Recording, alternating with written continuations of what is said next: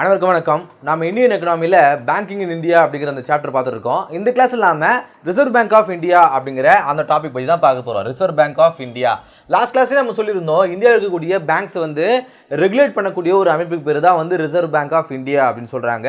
இந்த ஆர்பிஐ அப்படிங்கக்கூடிய reserve Bank of இந்தியாவை அமைச்சது யார், உருவாக்குனது யார் அப்படின்னு பார்க்கும்போது பிரிட்டிஷ் கவர்மெண்ட் தான் சொல்கிறாங்க. 1935 தான் இந்த ஆர்பிஐ வந்து உருவாக்கியிருப்பாங்க. நாம ஹிஸ்டரியில் படிச்சிருப்போம், இந்திய அரசு சட்டம் 1935 வந்து கொண்டு வந்திருப்பாங்க. ஸோ அந்த டைமில் தான் வந்து இந்த ஆர்பிஐ வந்து உருவாக்கியிருப்பாங்க பிரிட்டிஷ் கவர்மெண்ட். ஆனால் ஆரம்ப காலத்தில் இது வந்து ஒரு பிரைவேட் ஓனர்ஷிப்பாக தான் இருந்தது, ஒரு பிரைவேட் கம்பெனியாக தான் இருந்தது. ஒரு கவர்மெண்ட் கம்பெனியாக வந்து இது இருக்குல்ல, இது வந்து ஸ்டார்டிங்கில் ஒரு பிரைவேட் கம்பெனியாக தான் இருந்தது. இதை வந்து தேசியமயமாக்குனாங்க. எப்போ 1949. எப்போ நேஷனலைஸ் படுத்தினாங்க? 1949. ஸோ இதோடைய வேலைகள் என்ன அப்படின்னு பார்க்கும்போது, இது வந்து பேங்க்ஸை வந்து ரெகுலேட் பண்ணும், அவங்களை வந்து ஒழுங்குபடுத்தும் அப்படிங்கிறது இதோடைய வேலைகள். என்னென்ன வேலைகள் அப்படின்னு பார்க்கும்போது, ஃபர்ஸ்ட் வந்து மானிட்டரி அத்தாரிட்டி நிதி சார்ந்த அதிகாரம் வந்து இது பெற்றிருக்குன்னு சொல்றாங்க.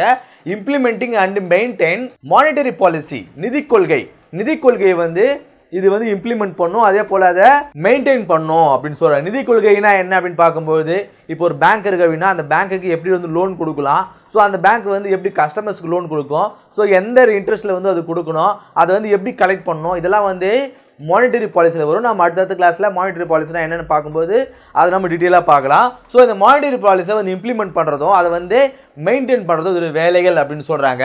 அதே போல் ப்ரைஸ் ஸ்டெபிலிட்டி, ஒரு நாட்டில் இருக்கக்கூடிய பொருட்களுடைய விலையும் வந்து அது நிலைத்தன்மையும் வந்து இதுதான் வந்து பாதுகாக்குது அப்படின்னு சொல்கிறாங்க. So WPI wholesale price index and CPI customer price index, இது எல்லாத்தையுமே வந்து இது ஸ்டெபிலைஸ் பண்ணக்கூடிய வேலையும் இதுக்கு இருக்குது அப்படின்னு சொல்கிறாங்க. அதன் பிறகு கரன்சி அத்தாரிட்டி பணம் சார்ந்த அதிகாரம் அப்படின்னு சொல்கிறாங்க. என்னென்ன issue new notes and coins, புது காயின்களையும் பணத்தை யார் நம்ம நாட்டில் வந்து அச்சடிக்கிறது? ஆர்பிஐ தான். ஸோ புது கரன்சி நோட்டு வந்து அச்சடிக்கிறதும் இவங்களோட வேலை தான். அதே போல் புது காயின்ஸை வந்து அச்சடிக்கிறதும் இவங்களோட வேலை தான். இப்போ ரீசெண்டாக வந்து 20 ரூபா காயின்லாம் நம்ம பார்த்துருப்போம், அதுக்கு முன்னாடி நம்ம பார்த்ததே இல்லை. நம்ம வந்து 2016 வந்து இது 1000 ரூபாய் நோட்லாம் வந்து செல்லாது அப்படின்னு சொல்லிட்டாங்க. ஸோ புது காயின்ஸ்லாம், புது நோட்டு 2000 ரூபாய் நோட்டு 500 ரூபா நோட்டுலாம் வந்து யார் அச்சடித்து வெளியிட்டு இருப்பாங்க? ஆர்பிஐ தான் அப்படின்னு சொல்கிறாங்க. பாருங்கள், 8 வருஷம் ஆயிடுச்சு, இப்போ தான் அது சேஞ்ச் பண்ண மாதிரி இருந்தது, பார்த்தா அதுக்குள்ளே வந்து 8 வருஷம் ஆயிடுச்சு. இந்த கரன்சியும் காயின்ஸும் வந்து ஆர்பிஐ வந்து அச்சடித்து வெளியிடுறாங்க இல்லையா.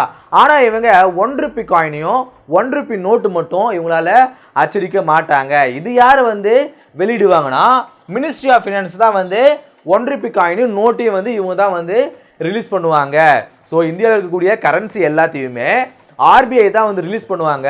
ஆனால் 1 ரூபி காயினாக இருந்தாலும் அது நோட்டாக இருந்தாலும் அது யார் வந்து ரிலீஸ் பண்ணுவாங்க? மினிஸ்ட்ரி ஆஃப் ஃபினான்ஸ் தான் சொல்கிறாங்க. அதே போல் இந்த ஆர்பிஐயோட வேலை என்ன? புது காயின்ஸையும் புது நோட்ஸையும் வந்து ரிலீஸ் பண்ணுறது மட்டும் இல்லாமல், இன்கேஸ் அது வந்து டேமேஜ் ஆகி இருந்தது அப்படின்னா அதை வந்து திரும்ப அவங்களே எடுத்துக்குவாங்க.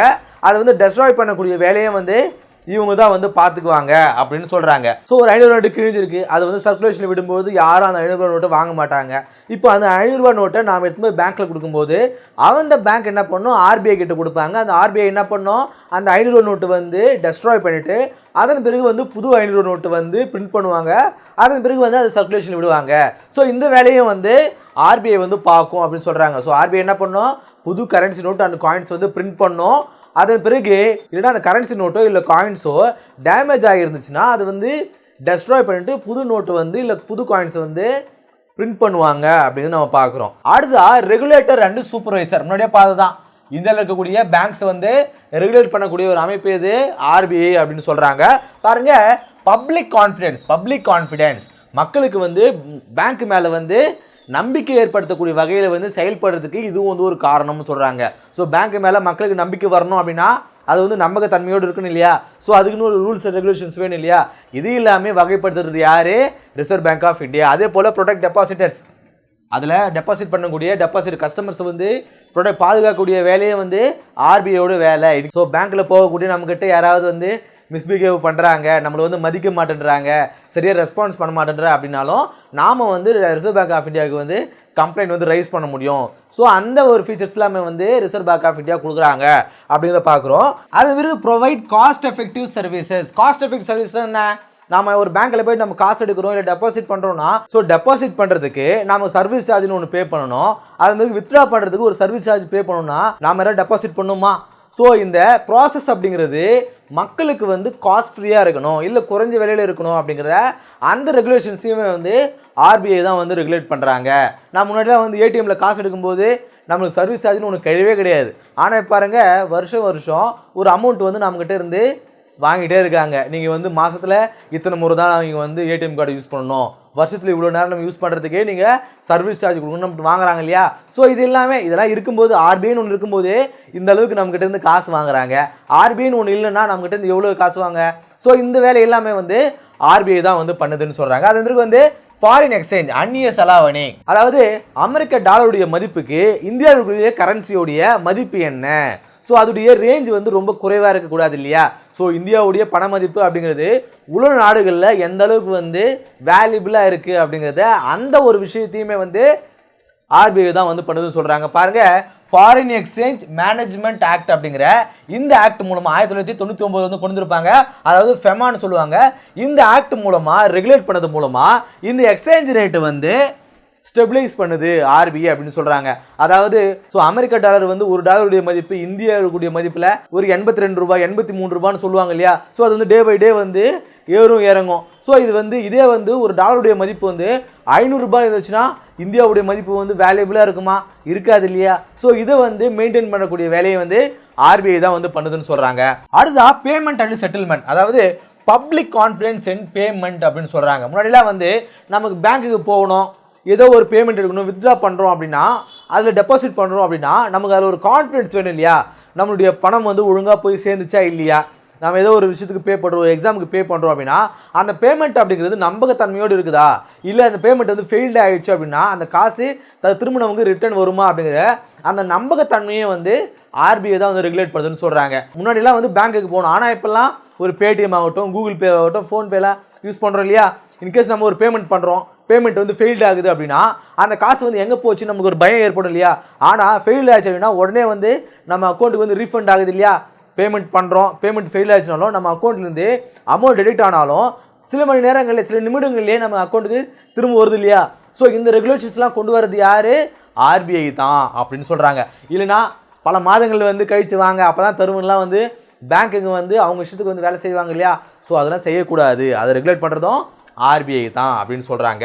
So banker of government, banker of government, கவர்மெண்ட்டுடைய பேங்கர் அப்படின்னு சொல்கிறாங்க. என்னென்ன சொல்கிறாங்க? பெர்ஃபார்ம் மர்ச்சன்ட் பேங்க், கவர்மெண்ட்டுடைய மெர்ச்சன்ட் பேங்காக செயல்படுது. ஆக்ட் ஆஸ் தயர் பேங்கர்ஸ், கவர்மெண்ட்டுடைய பேங்கர்ஸாக செயல்படுது. அதன் பிறகு மெயின்டைன் தயர் பேங்க் அக்கௌண்ட், கவர்மெண்ட்டுடைய பேங்க் அக்கௌண்ட்டையும் வந்து இது மெயின்டைன் பண்ணுதுன்னு சொல்கிறாங்க.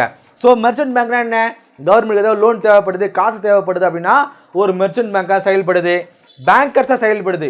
ஸோ அவங்க தொடர்பான வங்கி வேலைகளையும் வந்து செய்யக்கூடிய ஆளாக வந்து யார் செயல்படுறாங்க? ஆர்பிஐ தான் செயல்படுறாங்களாம். அதன் பிறகு மெயின்டைன் லேயர் பேங்க் அக்கௌண்ட், நம்மளுக்குலாம் ஒரு பேங்க் அக்கௌண்ட் இருக்கிற மாதிரி அதே போல் கவர்மெண்ட்டுக்கும் ஒரு பேங்க் அக்கௌண்ட் இருக்குது. ஸோ அந்த பேங்க் அக்கௌண்ட்டையும் மெயின்டைன் பண்ணுறது யார்? ஆர்பிஐ தான் அப்படின்னு சொல்கிறாங்க. அடுத்தா development function, development function. So development தொடர்பான ஏதாவது ஃபங்க்ஷன்ஸ் இருந்தால் அதையும் ஆர்பிஐ தான் வந்து செயல்படுத்துதுன்னு சொல்கிறாங்க. இப்போ உதாரணத்துக்கு நபார்டு எடுத்துக்குவோமே, நபார்டு அப்படிங்கிறது எதுக்காக கொண்டு வந்தாங்க? விவசாயிகளுக்கு வந்து கடன் கொடுப்பதன் மூலமாக அந்த விவசாயத்துறையை வந்து டெவலப்மெண்ட் பண்ணுறதுக்காக ஏற்படுத்தப்பட்ட ஒரு அமைப்பு வந்து நபார்டுன்னு சொல்லுவாங்க. இதை உருவாக்குனது யார்? ஆர்பிஐ. ஆனால் இப்போ யார் கையில் இருக்குது? கவர்மெண்ட் கையில் இருக்குது. அதாவது விவசாயிகளுக்கு கடன் கொடுக்கக்கூடிய நபார்டுங்கிற அந்த அமைப்பு வந்து ஆர்பிஐ வந்து உருவாக்குவாங்க.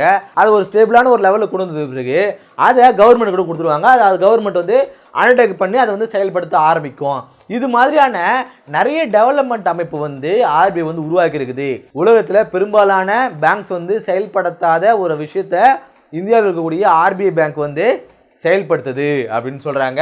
ஸோ என்ன மாதிரி அமைப்புகள்லாம் வந்து இது வரைக்கும் உருவாகி இருக்கு அப்படின்னு பார்க்கும்போது IDBI, SIDBI, NABARD, Exim bank, NHP, இது மாதிரியான டெவலப்மெண்ட் ஃபங்க்ஷன்ஸ் எல்லாமே ஆர்பிஐ வந்து உருவாக்கி அதனால டெவலப் ஆனதுக்கு பிறகு ஒரு ஸ்டெபிளான ஒரு அமைப்பு ஆனதுக்கு பிறகு அதை கவர்மெண்ட் ஆஃப் இந்தியா கிட்ட கொடுப்பாங்க. பாருங்க, ஃப்ரம் ஆர்பிஐ டு ஜிஓஐ, ஜிஓஐனா என்ன? Government of India. ஆர்பிஐ கிட்ட இருந்து கவர்மெண்ட் ஆஃப் இந்தியா கிட்ட அது வந்து டிரான்ஸ்ஃபர் பண்ணிடும் அப்படிங்கிறத நாம் இது மூலமாக தெரிஞ்சுக்கிறோம். இந்த கிளாஸ் இல்லாமல் ரிசர்வ் பேங்க் ஆஃப் இந்தியா அப்படின்னு சொல்லக்கூடிய ஆர்பிஐனா என்ன அப்படிங்கிறத இந்த கிளாஸில் பார்த்தோம். அடுத்த கிளாஸ் சந்திப்போம். நன்றி.